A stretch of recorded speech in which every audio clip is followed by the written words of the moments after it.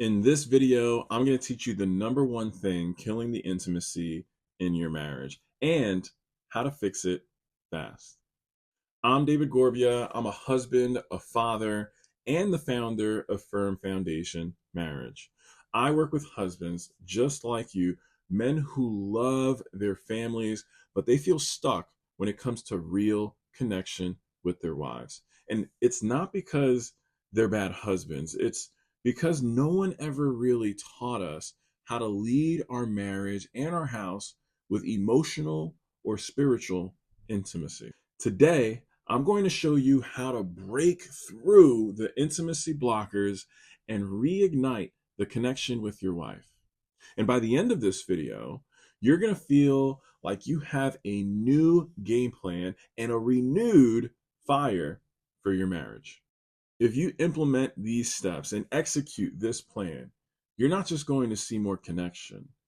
You're going to start feeling like the man God designed you to be, leading your marriage and your family in love and with confidence. Let's get into it. The problem most men don't realize is that intimacy, it fades long before the sex stops. The truth is, intimacy doesn't disappear overnight. It starts with emotional disconnect. It's when life gets busy, the check-ins stop, the two of you stop flirting and laughing. You start passing each other in the halls of your house like if you were coworkers. Your attempts at affection become transactional. By this point, you're wondering why the bedroom's gone cold. Let me say this. Intimacy is not just sex. Proverbs chapter 4 verse 23 says this, above all else, guard your heart, for everything you do flows from it. That word guard, it doesn't mean to protect like a soldier. It means to cultivate like a gardener. If you're not tending to the emotional and spiritual soil of your marriage, don't be surprised if the fruit stops growing. I spoke with a husband once who said to me, Dave, my wife says she loves me, but she doesn't want to be touched by me. I asked him, when was the last time the two of you connected emotionally? When was the last time the two of you had fun together? Or you laughed together? Or even prayed together? He paused, and then he said, man, I don't even know. I can't remember. Here's what I told him. Intimacy, it's like a thermostat. If your emotional temperature drops, the physical response follows. You don't fix a cold room by blaming the heater. You fix it by adjusting the thermostat. Fellas, you're the heater. Your habits are the thermostat. And I want to show you how to turn the temperature back up. Most men think there's one kind of intimacy, but there's actually four. The first one is the obvious physical intimacy, but it's not as obvious as you think. This includes sex, but it's not just sex. It also includes touching and affection, even your presence. The second one is playful intimacy. When the two of you laugh together, you have inside jokes, you keep flirting, and you're just light with one another. The third, emotional intimacy. This is that feeling of you just get me. And it's that feeling where she's known, she's heard, and she feels safe. And then the fourth one, spiritual intimacy. The two of you praying together, seeking God together, digging deep, deep roots with one another. Ecclesiastes chapter 9, verse 9 says, enjoy life with your wife, whom you love. This means marriage should be joyful. It shouldn't be survival. When all four of these pieces are present, the connection becomes rich, it's fulfilling, it's resilient. When one of them is missing, it all starts to feel off.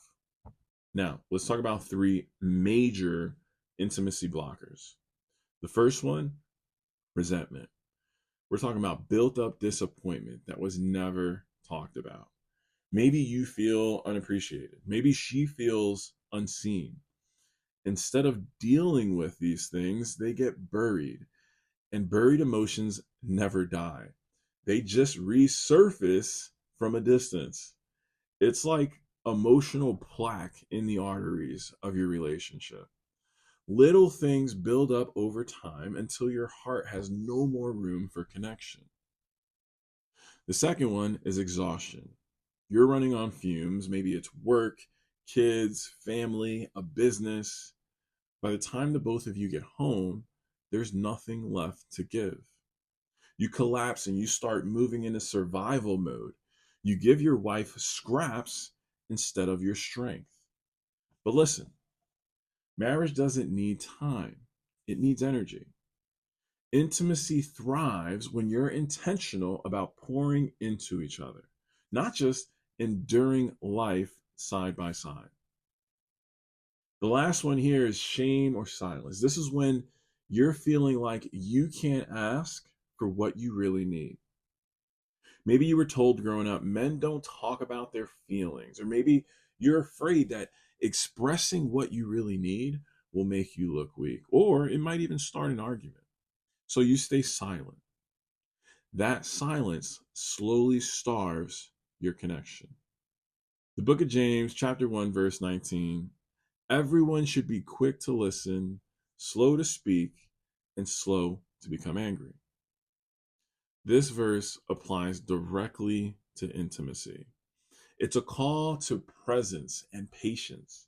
When you slow down and truly listen, not to correct, not to control, but to understand, you create a space where your wife feels seen, heard, and safe. Removing these intimacy blockers, it's not about fixing your wife.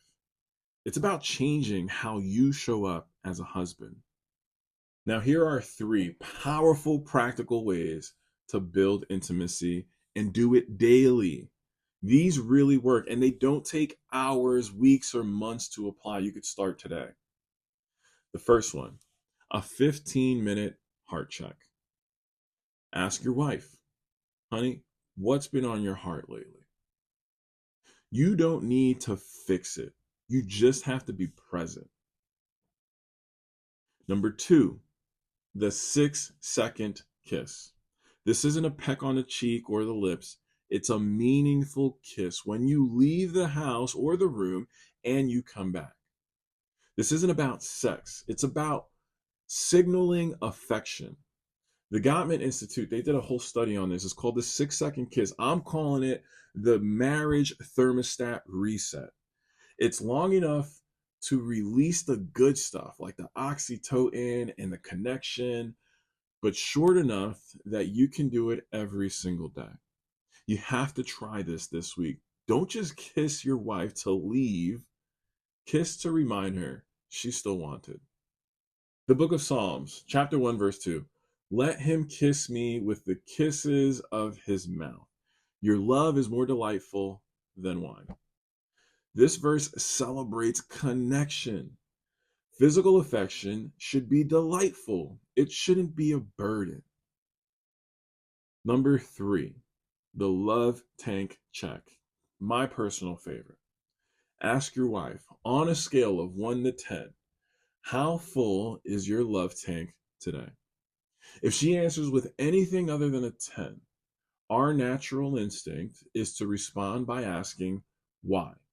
What's wrong? I want to challenge you to resist that urge and follow up with something like this instead. What's one thing I can do to help fill your tank today? This builds trust.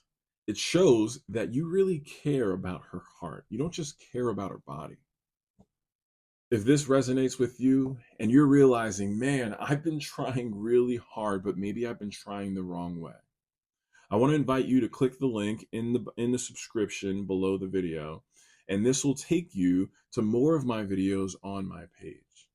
On those videos, I go deep on why marriage drift and exactly how to restore the emotional and physical connection.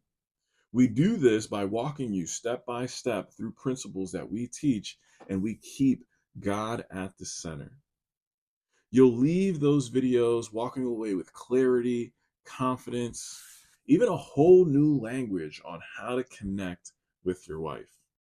Fellas, let me encourage you here. Your marriage doesn't need more pressure. It needs more presence. Starts with one habit, one kiss, one prayer, one check-in. You don't have to be perfect. You just have to be present. She needs to know that you care, not just about her body, but about her heart, about her affection, about her love. Ephesians 5:25 says, "Husbands, love your wives just as Christ loved the church and gave himself up for her." I'm not sure if you're familiar with it, but Jesus led with sacrifice, servanthood. That's the kind of leadership that rekindles intimacy. Brother, you got what it takes. You're not too far gone. And it's never too late to turn the thermostat back up. If this video encouraged you, subscribe to the channel. Click the link in the bio to watch the next video on how to restore trust and rebuild emotional safety in your marriage. Let's go from roommates back to romance. You totally got this. Let's build a firm foundation for your marriage.